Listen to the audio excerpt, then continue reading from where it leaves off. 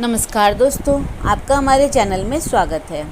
मल मास पर 160 साल बाद बन रहा है विशेष संयोग। जानिए क्या है मल मास। इस बार मल मास का प्रारंभ 18 सितंबर से हो रहा है, जो कि 16 अक्टूबर तक चलेगा। इसके बाद 17 अक्टूबर से शारदीय नवरात्र का प्रारंभ होगा। ऐसे में सबके मन में सवाल आता है कि आखिर मल मास क्या है और इसे मल मास क्यों कहते हैं। तो आइए जानते हैं क्या है मल मास। हिंदू कैलेंडर में 30 तिथियां होती है, जिसमें 15 दिनों का कृष्ण पक्ष और 15 दिनों का शुक्ल पक्ष होता है। कृष्ण पक्ष के 15वें दिन अमावस्या और शुक्ल पक्ष के 15वें दिन पूर्णिमा होती है। सूर्य और चंद्र की गति के आधार पर हिंदू कैलेंडर बनाया गया है। हिंदू कैलेंडर की तिथियां घटती बढ़ती रहती है। यह अंग्रेजी कैलेंडर के 24 घंटे के एक दिन जैसे निर्धारित नहीं होती। 3 वर्ष तक जो तिथियां घटती है और बढ़ती है, उनसे बचे समय से हर 3 वर्ष पर एक माह का निर्माण होता है, जो अधिक मास या फिर मल मास कहलाता है। ज्योतिष के अनुसार चंद्र गणना विधि से ही काल गणना पद्धति की जाती है। चंद्रमा की 16 कलाओं को आधार मानकर 2 पक्ष कृष्ण एवं शुक्ल पक्ष का एक मास माना जाता है। कृष्ण पक्ष के पहले दिन से पूर्णिमा की अवधि तक 29.5 दिन होते हैं। इस प्रकार एक वर्ष 354 दिन का होता है। पृथ्वी द्वारा सूर्य की परिक्रमा 365 दिन व 6 घंटे के करीब की जाती है। इस कारण चंद्र गणना के हिसाब से 11 दिन 3 घड़ी व 48 पल का अंतर हर साल पड़ जाता है।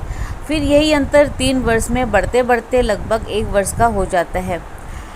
इसे ही दूर करने के लिए 3 वर्ष में एक अधिक मास की परंपरा रखी गई है। अधिक मास के दोनों पक्षों में संक्रांति नहीं होती है।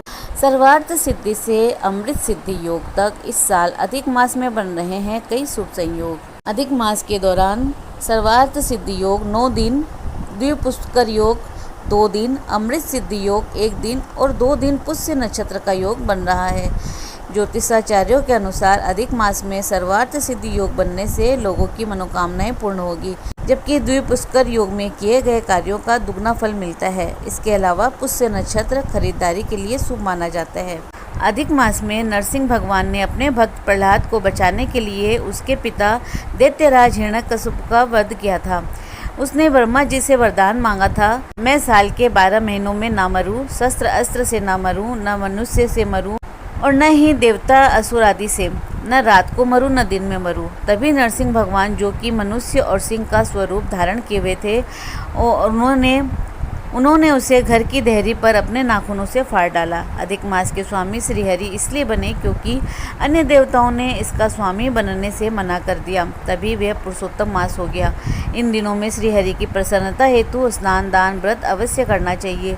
गंगा एवं अन्य पवित्र नदियों में स्नान, व्रत और नारायण की पूजा तथा अन्न, वस्त्र, स्वर्ण, रजत, ताम्र, आभूषण, पुस्तकों आदि का दान अक्षय पुण्य दिलवाता है। यह जरूर ध्यान रखिए कि प्रथम पूज्य गणेश जी, शिव जी और अपने इष्ट देव, कुल देवी, कुल देवता आदि की पूजा भी इस दौरान जरूर करते रहें। जिन राशियों पर शनि की 7.5 चल रही है तथा जिनकी शनि की ढैया चल रही है, उनको इस मास की पूजा जरूर करनी चाहिए। इस मास में श्री गणेश जी, श्रीमद् भागवत गीता, रामचरितमानस, शिव कथा आदि पढ़ना और श्रवण करना शुभ माना जाता है। संभव हो तो अपने घर पर ये कथा अवश्य करवाएं या खुद ही करें। मल मास के समय में मांगलिक कार्यों जैसे कि विवाह, मुंडन, उपनयन, संस्कार, गृह प्रवेश आदि की मनाही होती है। शुभ कार्य मल मास के समय में वर्जित होते हैं। हालांकि खरीदारी आदि की मनाही नहीं होती। दोस्तों, इसी प्रकार और भी रोचक जानकारी के लिए आप हमारे चैनल को लाइक, शेयर व सब्सक्राइब करें। हमारे चैनल में विजिट करने के लिए धन्यवाद।